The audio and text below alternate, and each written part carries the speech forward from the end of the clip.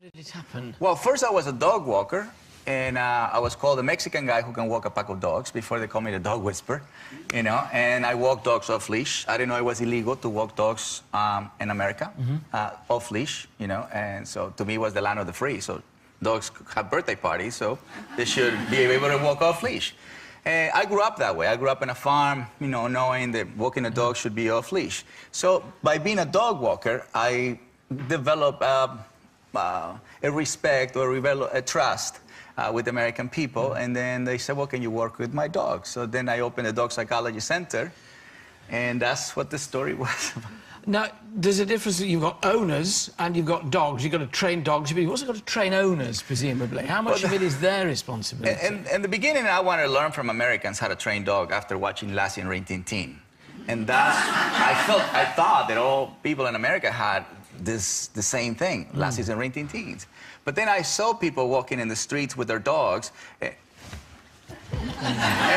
So that was unusual for me, because in my country or where I'm from, I never experienced that, you know. So then that's when I said, well, instead of me training dogs, I'm going to train people, right? And that's when I say I train people and rehabilitate dogs. So how long does the process take? You take, an owner comes to you as having problems with their dog. Yeah. How quickly can you make a difference to what they do? Well, for me and the dog is easy. But for me and the human, it takes a little while, because a lot of times people don't want to let go of the bad habits, you know. So for example, you ask somebody, how do you feel? I'm fine. See, they don't recognize they're not calm, you know. They're just saying the word fine. The dog doesn't know what you do for a living. He just knows how you live your life. So when I come into a situation, I am calm and confident, right? Most of the people are, he's not listening to me. Yeah. I do everything you say, I read the books, and he doesn't listen to me. Yeah. So they're tense and frustrated by the time I come to. So to get the human away from that state of mind takes a little while. But your techniques are very controversial. Many say your techniques are old-fashioned. You punish dogs, you hit them. Oh. I've seen you punch a dog in the throat to get it to behave. And most people, I'd say myself, that for me is totally unacceptable as a way of training a dog. Well, obviously, I respectfully disagree with that. It's not a punch, it's a touch. Right? I watched the video of it. If somebody touched me like that, I would hurt. Oh. It was, you went for the throat and you punched the dog back, and the dog then bit you and held onto your hand. Well, it's a touch. It looks probably to you, but it's a touch. Having watched quite a lot of boxing matches, it looked to me like something Henry Cooper could have delivered.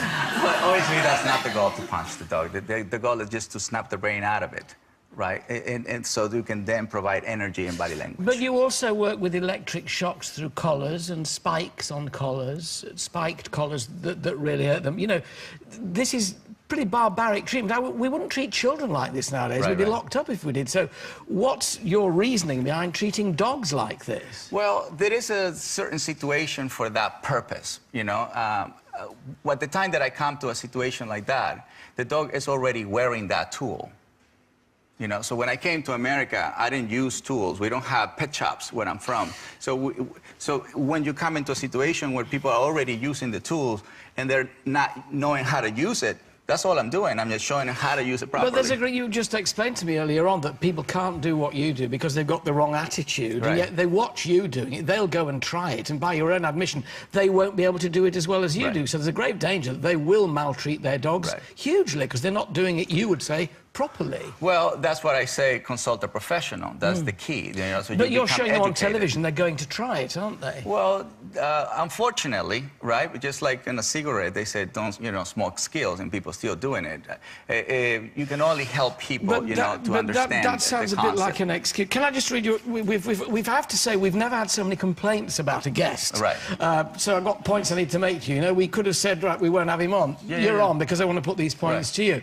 Pain and distress to dogs is people talk about. Copycat training, the risk to owners. Perhaps one statement I can read out is the RSPCA, the Royal Society for Prevention of Cruelty to Animals, who say aversive training techniques, which have been seen to be used by Cesar Millan, can cause pain and fear for dogs and may worsen their behavioural problems. The RSPCA believes that using such techniques is unacceptable, nor are they necessary to change dog behaviour for the better when other dog trainers use reward-based methods to train dogs very effectively.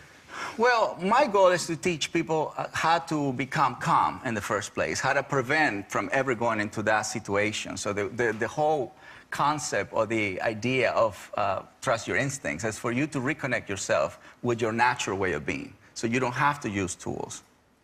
But would you ever stop using these aggressive ways yourself? I mean, you still do it. You still do it yourself. You know, you still use the foot to kick the dog in the soft underbelly behind the rib cage. You still use these, you know, the electric shock collars, the spike collars, the punching in the throat. Until you stop doing that and say there are better techniques of bringing up your dog, of training your dog, people are going to copy you. I do use food. I do use food, and one situation, actually, a parrot helped me to achieve the goal that this lady wanted. This lady wanted to kiss the dog. And the dog, every time she comes in near the dog bites her face. So when I came to her house, I saw how the parrot was in control. So I said, put the little parrot on your shoulder, now go kiss the dog. So they were very respectful to the parrot. You see what I'm saying? So it's not just treats that you can use your environment to actually achieve what you want. But does it not worry you? You can't get pleasure out of hitting a dog, surely. I don't do it out of pleasure. I do it to snap the brain out of it. But there are other means, people say there are other means, experts say there are other means of doing that. And we've got to, you know, you say dogs are pack animals, for instance. There's a professor here of anthrozoology who says dogs do not set up wolf-type packs. They don't organise themselves in the way wolves do. Dogs are not striving, in other words, for household domination. Well, the whole point of family is a pack. So the dog obviously finds himself very comfortable. But we don't beat our children and we're a pack, if you like, if you think about it that way. It's a family. Yeah. It's a family. It's semantics. You know, it's the word. If you don't like the word, that's fine. It's the whole point. It's to create a family. I've seen many times how a cat controls a Rottweiler. At the moment the dog comes, the cat goes, "Paka!" And from that point on, that cat is in control. So that dog actually listens to the cat, and now he's human. Your methods, I've no doubt, will continue to be controversial, but thank you for coming and explaining. Thanks for letting me be here. Cesar, Millan.